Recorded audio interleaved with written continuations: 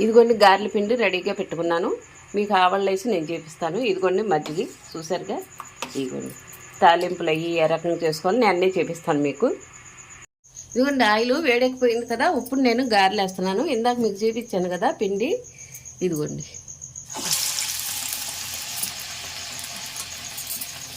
ఈ రకంగా చక్కగా వేసుకోవాలి.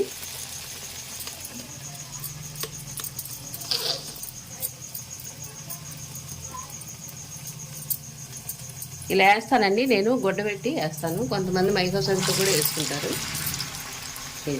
చూసారు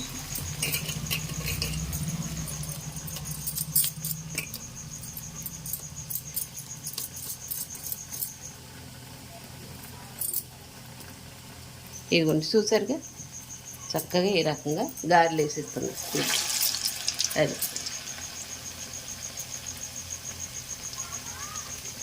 బాగా ఉడకాలండి. చక్కగా తగిన మంట మధ్య మంట పెట్టుకోవాలి. ఇదిగోండి చూసారుగా. చూసారు కదండి ఈ రకంగా చక్కగా వేస్తున్నాను కదా ఈ గారెలు. చాలా ఇది చూసారుగా మంట ఆ రకంగా పెట్టుకోవాలి. ఫుల్ మంట పెట్టుకున్నాం అనుకోండి మాడిపోతాయి, అసలు లోన ఉడకదు బాగు. ఇవ్వండి ఈ రకంగా చక్కగా ఇది చేసుకొని సమానమైన మంట అంటే లోన ఉడుకుతూ వస్తుంది. ఎంతో రుచిగా ఉంటుంది అప్పుడు గారి. ఇగోండి వేస్తున్నాను కదా, మీకు చెప్పాను కదా నేను గారెలు వేసి ఆవళ్ళు వేస్తానని. ఇగోండి చక్కగా ఏపు వేపుకోవాలి గోల్డ్ కలర్లో.